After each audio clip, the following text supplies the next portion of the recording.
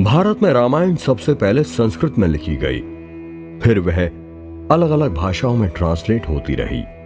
आज से 400 साल पहले यानी 16वीं सदी में भक्ति आंदोलन के कवि तुलसीदास ने इसे अवधी भाषा में लिखा। ये वो सदी थी जब जनमानस अब संस्कृत से दूर जा चुका था। बड़े बड़े ज्ञानी रामायण को सुनाते और बहस करते, जन सामान्य के पल्ले कुछ ना पड़ता। ऊपर से विदेशी हमलावरों के आक्रमण से लोगों की धर्म श्रद्धा को गहरी चोट पहुंची थी। तब तुलसीदास ने रामायण को संस्कृत से अवधी में ट्रांसलेट करने की ठान ली और इस प्रकार रामचरितमानस की रचना हुई। तुलसी ने राम और शिव का अभेद बताकर वैष्णवों और शैवों को एक सूत्र में साधने की कोशिश की। वहीं भक्ति के रास्ते चलकर राम का आदर्श लोगों के सामने रखा। राम को अनन्य भाव से समझ जाना, उनके दिखाए मार्ग पर चलना, उनकी भक्ति करने में ही सच्चे सुख का अनुभव करना, रामचरितमानस का यही मूल आधार है। और सबसे बड़ी बात, तुलसी के राम जन सामान्य की भाषा में यानी अवधी भाषा में बात करते हैं। उनके पास कोई भेद नहीं था। वह केवट से मिलते, शबरी के झूठे बेर खाते, राक्षसों को मारते नहीं, उनका उद्धार करते, जीवन के मार्गदर्शक बनते। आज भी रामचरितमानस हमें यही सीख देती है। हिंदी में तो मानस के दोहे मुहावरे बन गए हैं, पर बाकी भारत में भी लोग रामचरितमानस का परिचय रखते हैं। पर आज की हमारी नई जनरेशन रामचरितमानस के इस बोध से अक्सर अनजान रहती है।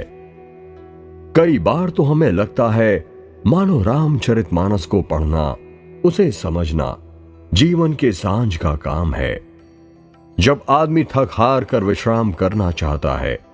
पर ऐसा नहीं है। रामचरितमानस का ज्ञान हमें अभी चाहिए, जब हम करियर के सवाल से जूझ रहे होते हैं या अपनी पर्सनल लाइफ की प्रॉब्लम हम पर इतनी हावी हो जाती है कि हमें कोई राह दिखाई नहीं देती। रामचरितमानस सिर्फ प्रभु राम की कहानी नहीं है, बल्कि हमारे जीवन की मुश्किलों का भी हल है।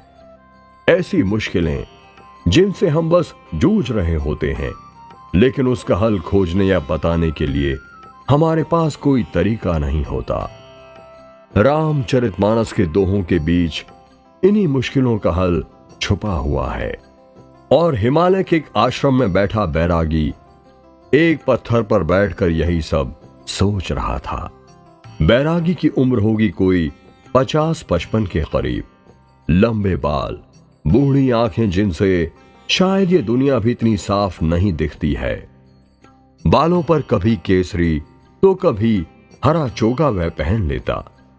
सोचते सोचते अचानक रामचरितमानस का एक दोहा बैरागी के मन में कौंधा। करी प्रेम निरंतर नेम लिए, पद पंकज सेवद सुध हिये, सब मानी निरादर आदर ही, सब संत सुखी बिचरंत मही।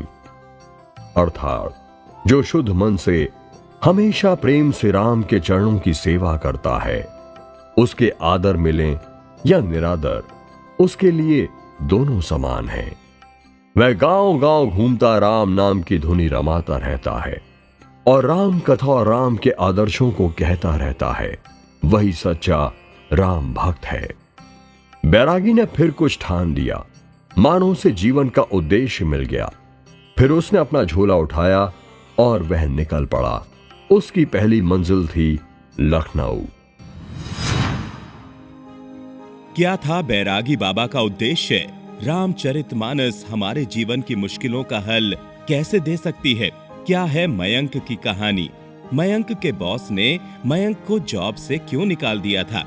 और बैरागी बाबा ने बालकांड की किस चौपाई से मयंक की मदद की? जानेंगे ये सब हमारे अगले एपिसोड में।